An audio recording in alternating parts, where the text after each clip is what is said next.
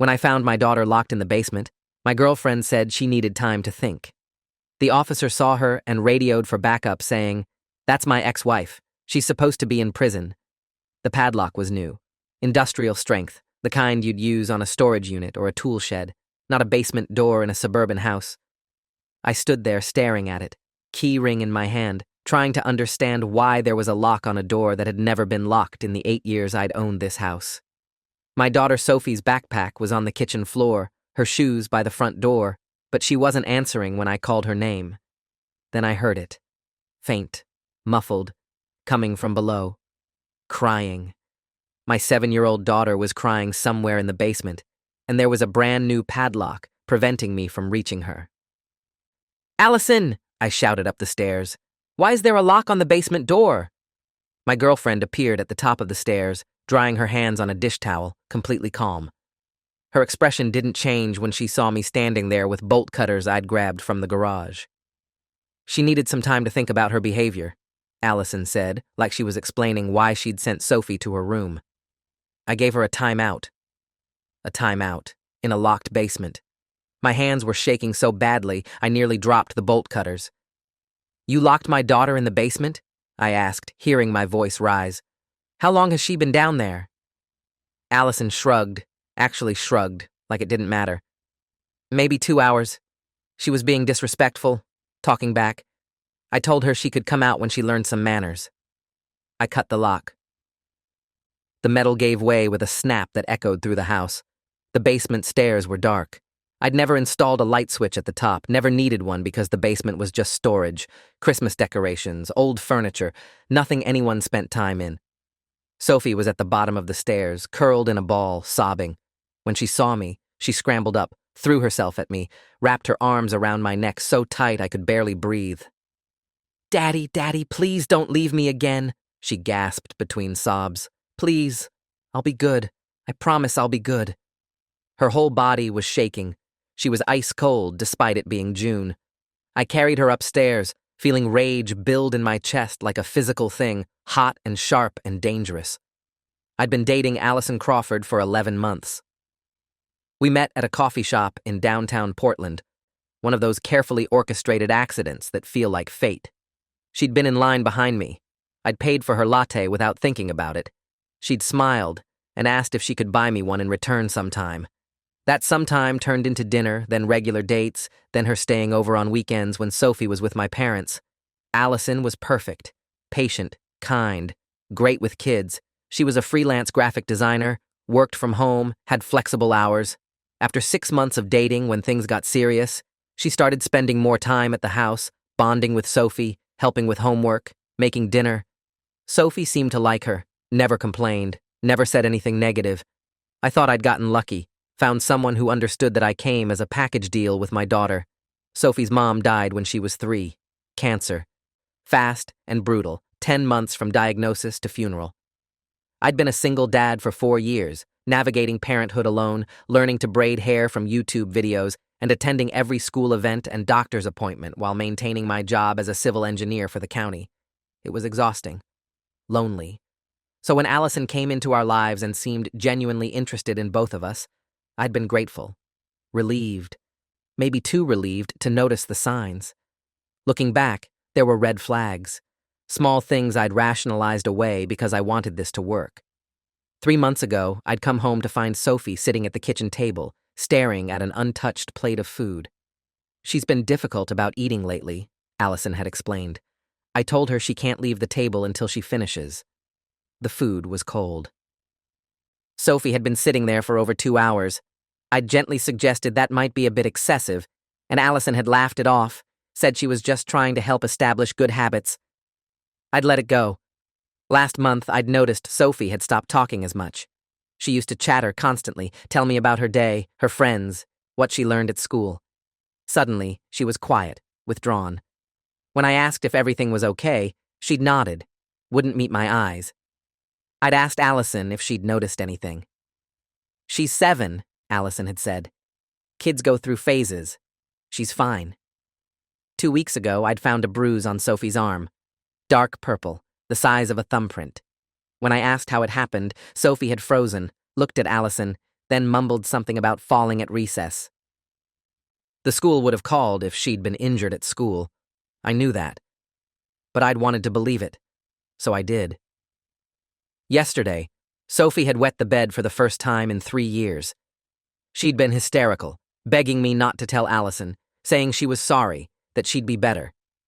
I'd cleaned her up, changed the sheets, told her accidents happen, and it was okay. This morning, I'd left for work early, a site inspection that required me to be out of the office all day.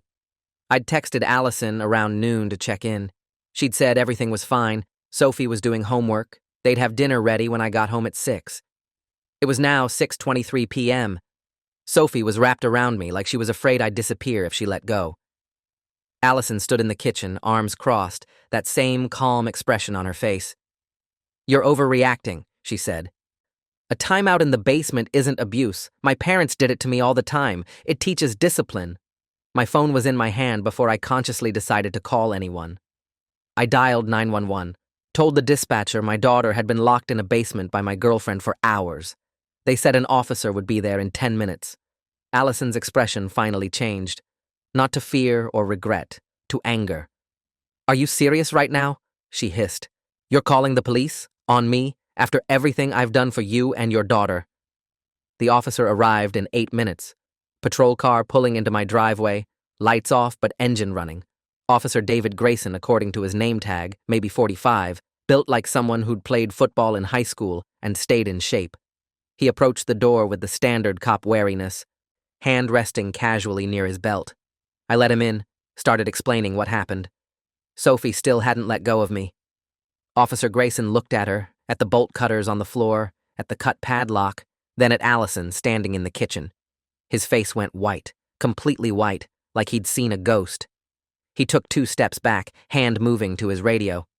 72 requesting immediate backup at 1834 Maple Ridge Drive, he said, voice tight and controlled. Suspect is Nicole Winters. Repeat, Nicole Winters. Wanted fugitive, escaped custody, October 2023.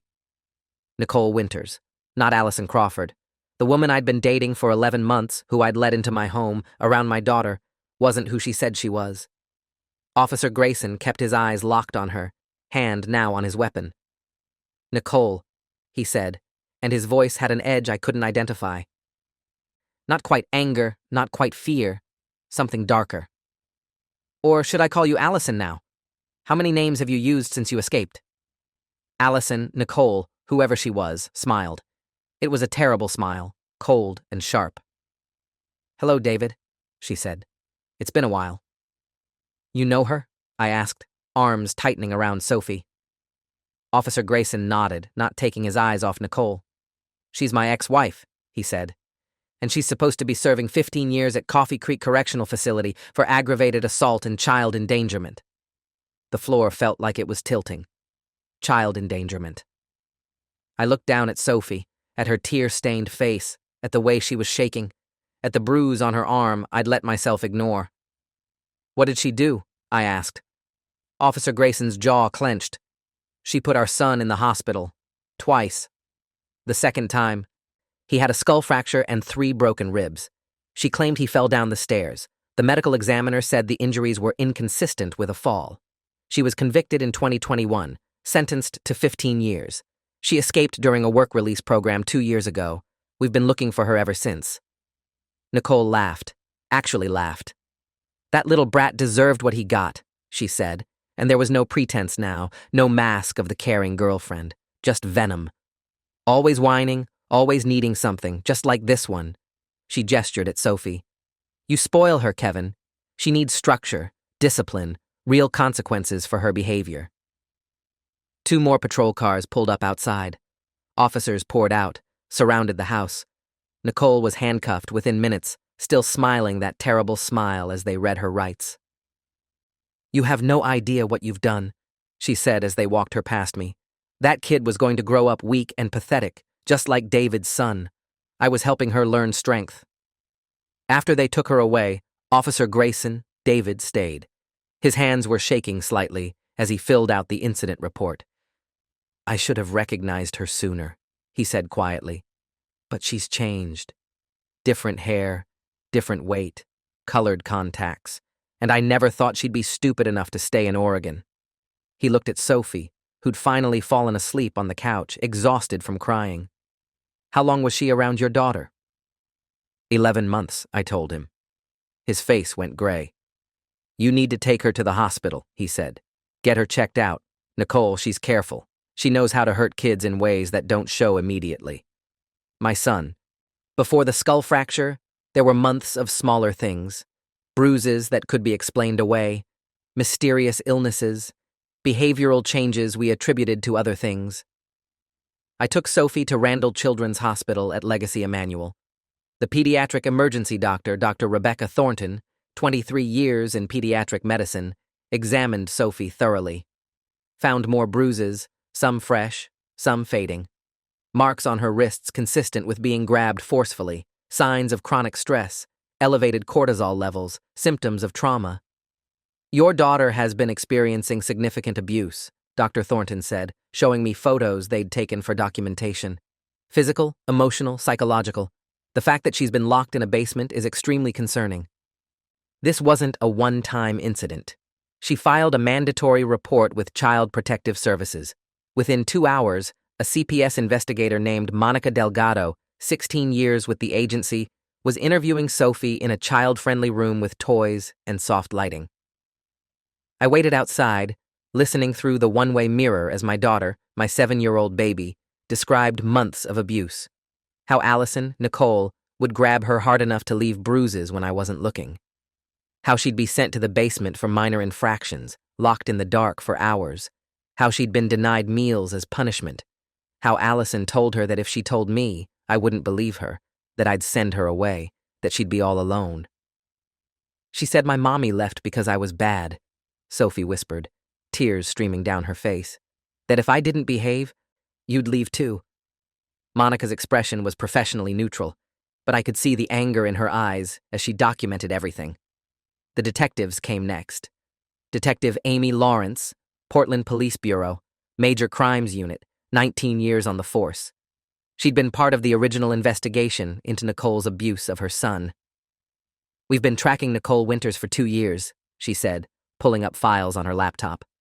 She escaped from a minimum security work release program in October 2023, walked away during a supervised cleaning detail at a public library and just vanished. We found evidence she'd been planning it for months. Fake ID, stolen credit card information, a whole new identity waiting. The fake ID said Allison Marie Crawford, born in Seattle, freelance graphic designer. The identity was sophisticated, Detective Lawrence explained. Real social security number, probably stolen from someone deceased. We're still tracking down where she got it. I sat in the police station conference room, looking at photos of Nicole from her trial. Same face, but different. Harder, meaner. Nothing like the soft, kind woman who'd made my daughter breakfast and helped with homework. How did I not see it? I asked. Detective Lawrence's expression softened slightly. She's good at this. Predators like her, they know how to blend in. They know how to target vulnerable people. Single parents, especially single fathers. They're perfect victims. You're overwhelmed, looking for help, wanting to believe someone cares. She exploited that. She pulled up another file. Nicole has a pattern. Before she married Officer Grayson, she was engaged to another single father. That relationship ended when his daughter told a teacher that Mommy Nicole hurt her. The father didn't believe it, but Nicole left before it could be investigated. After that, she met David, and we know how that ended. David, Officer Grayson, came to the station while I was giving my statement. His son was with him, a boy about 10 years old, quiet, staying close to his father. "This is Austin," David said. "He wanted to come, wanted to help if he could." Austin looked at me with eyes that were far too old for his age. "Is your daughter okay?" he asked. I nodded, throat tight. "She will be." Austin nodded slowly. "It takes a while, but it gets better, I promise." This child, who'd survived what Sophie was surviving now, was trying to comfort me. It broke something in my chest. The investigation moved fast once they had Nicole in custody. Her apartment, the place she'd told me was her design studio where she worked during the week, was searched. They found journals, detailed journals describing her interactions with Sophie, with me, with other people she'd targeted. Some entries made my stomach turn. The girl is weak, like all children, needs constant correction. Kevin is blind to it, as expected. Men like him always are. Other entries were worse. Plans for escalating punishments. Discussions of how much physical force she could use without leaving permanent marks. Notes on my work schedule, when she'd have extended time alone with Sophie. They found other identities, too. 3 more fake IDs, each with a different name, different address. Evidence that Nicole had been preparing exit strategies. Backup plans in case I ever got suspicious. One ID was for a city in California, another for Nevada. She'd been ready to disappear again, start over with a new victim, a new child to abuse. Detective Lawrence showed me surveillance footage from a grocery store near Nicole's apartment. In it, Nicole was with a man I didn't recognize, a man with 2 young daughters. She was smiling, helping one of the girls reach something on a high shelf, playing the role of the helpful, kind stranger. "We're tracking him down now," Detective Lawrence said. "We think she was already grooming her next target." The preliminary hearing was 3 weeks later. Nicole appeared via video from the county jail, wearing an orange jumpsuit, looking bored. Her attorney, a public defender who looked like he'd rather be anywhere else, argued for bail. Cited her lack of criminal history under the name Allison Crawford, her ties to the community, her cooperation with authorities. The prosecutor, a fierce woman named Diana Vasquez, 21 years with the district attorney's office, shut it down immediately. "Your Honor, the defendant is a convicted felon who escaped from custody, assumed a false identity, and spent 11 months systematically abusing a 7-year-old child.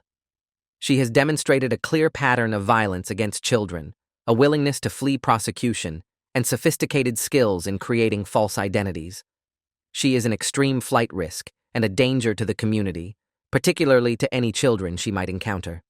The judge, the Honorable Patricia Osei, 34 years on the bench, denied bail without hesitation. The defendant will remain in custody pending trial on the new charges and resolution of the escape warrant. Given the severity of the allegations and the defendant's demonstrated history, I find the risk of flight and danger to the community to be unacceptably high. Nicole's expression didn't change. She just stared at the camera with those cold eyes, no remorse, no fear, nothing. The arraignment on the new charges came a week later. 4 counts of child abuse, 2 counts of unlawful imprisonment, 1 count of criminal impersonation, 1 count of escape from custody. The prosecutor laid out the case methodically. Medical records from Sophie's examination, photos of injuries, Sophie's recorded interview with CPS, my testimony about finding her locked in the basement, Dr. Thornton's expert opinion on the long-term psychological damage. Nicole pled not guilty to everything. The trial was scheduled for 6 months out, but the prosecutor filed for an expedited timeline given the ongoing trauma to the victim. Sophie had started therapy immediately.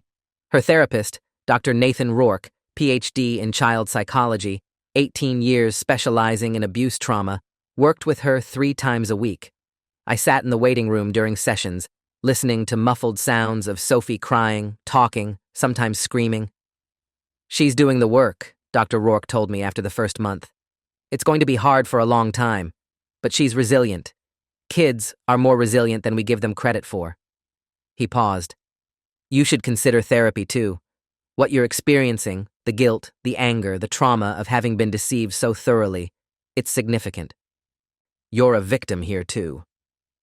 I started seeing a therapist, Dr. Caroline Hughes, specializing in trauma and family systems. She helped me process the guilt that was eating me alive. The fact that I'd brought a monster into my daughter's life, that I'd ignored the signs, that I'd believed Sophie's bruises were from falling at recess, and her nightmares were just normal kid anxiety. "You were manipulated by a skilled predator," Dr. Hughes said during one session. "Nicole spent months building your trust, establishing herself as helpful and caring. She isolated Sophie emotionally, made her afraid to tell you what was happening. This wasn't a failure of parenting. This was calculated abuse by someone who knew exactly what she was doing." The media picked up the story. Escaped convict living double life, abusing another child. Local news ran segments. Nicole's face was everywhere. Tips started pouring in. People who'd encountered her over the past 2 years, who'd seen her at parks, at schools, talking to single parents, always targeting families with young children. One woman called, saying Nicole had befriended her at a playground, offered to babysit, and she'd been about to accept when something felt off, and she declined. "I can't explain it," the woman told Detective Lawrence in a recorded interview played during a pre-trial hearing. "She just seemed too interested, too eager. It made my skin crawl." David Grayson became an unexpected ally. He understood what I was going through in a way no one else could. We started meeting for coffee once a week, talking about our kids, about the guilt, about how someone could fool us so completely. "I was married to her for 3 years," David said during one conversation. 3 years, and I never saw it until Austin ended up in the hospital. I was a cop, trained to recognize danger, and I missed it in my own home.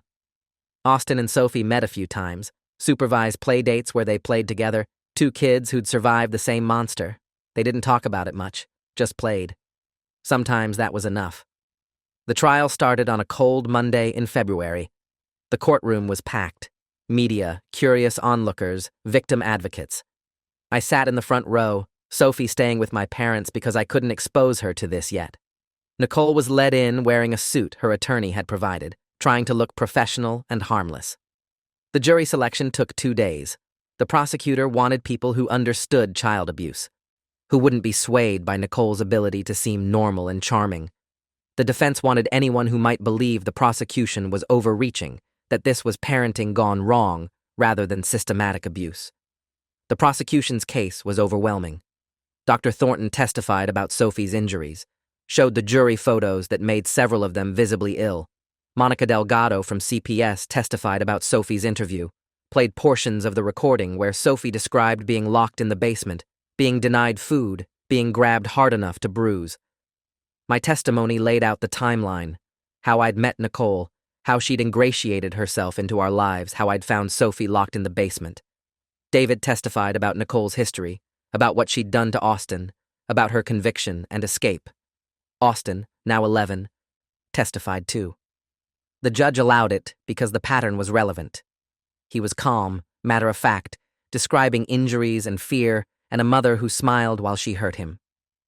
The defense tried to paint Nicole as a woman who'd made mistakes but was trying to help. Their expert witness, a psychologist who'd never met Nicole, suggested she might have been suffering from undiagnosed mental health issues that impaired her judgment. The prosecutor destroyed him on cross-examination. "Did you review the journals we submitted as evidence? The ones where Ms. Winters detailed her deliberate plans to hurt a 7-year-old child?" "I did, but context. Did those journals indicate impaired judgment or calculated premeditated abuse?" The expert had no good answer. Nicole's attorney called character witnesses, people who'd known her as Allison Crawford, who testified she'd seemed nice, normal, helpful. The prosecutor asked each one, "Did you know the defendant was a fugitive from justice? Did you know she'd nearly killed a child before? Did you know nothing about her past because she'd created an entirely false identity?" None of them had known. Nicole testified in her own defense. Massive mistake.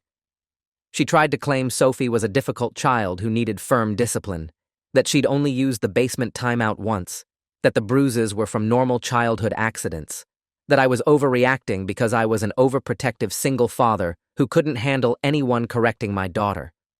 The prosecutor eviscerated her, showed her the medical evidence contradicting her claims, showed her the journals in her own handwriting, asked her to explain the fake IDs, the escape from prison, the previous conviction. Nicole's composure started cracking. Her voice got sharper, meaner.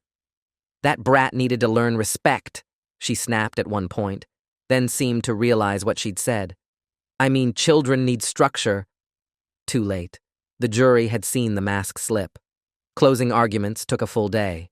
The prosecutor summarized the evidence methodically, the pattern of abuse, the deliberate deception, the complete lack of remorse. Nicole Winters is a predator who targets vulnerable children and the parents who love them. She has done this before. She will do it again if given the opportunity. The evidence is overwhelming. The defendant's own words, written in her journals, demonstrate her intent and her cruelty. Justice demands you find her guilty on all counts. The defense attorney did his best, argued reasonable doubt. suggested the prosecution had painted a worse picture than reality. The jury wasn't buying it. They deliberated for 4 hours, guilty on all counts. Sentencing was 3 weeks later. Judge Osei heard impact statements first. I read mine, describing what Nicole had done to Sophie, to our family, to our sense of safety. David read one on behalf of Austin, describing the ongoing trauma, the nightmares, the therapy, the years it had taken for his son to feel safe again. Dr. Rourke submitted a written statement about the long-term psychological impact on Sophie, the probability of lasting trauma, the need for continued intensive therapy. Judge Osei listened to everything, then looked at Nicole, who stood expressionless beside her attorney. Ms. Winters, you are a danger to children, a calculated, deliberate danger. You have shown a pattern of targeting vulnerable families, gaining their trust, and systematically abusing their children. You have shown no remorse, no insight, no acknowledgement of the harm you've caused. This court sentences you to 25 years on the new charges, to be served consecutively with the remainder of your original 15-year sentence. Total of 40 years in prison. No possibility of parole. Nicole's face finally showed emotion, shock, then rage. "This is ridiculous," she shouted as the bailiffs moved to restrain her. "Those kids deserved everything they got. They were weak, pathetic, exactly like their useless fathers."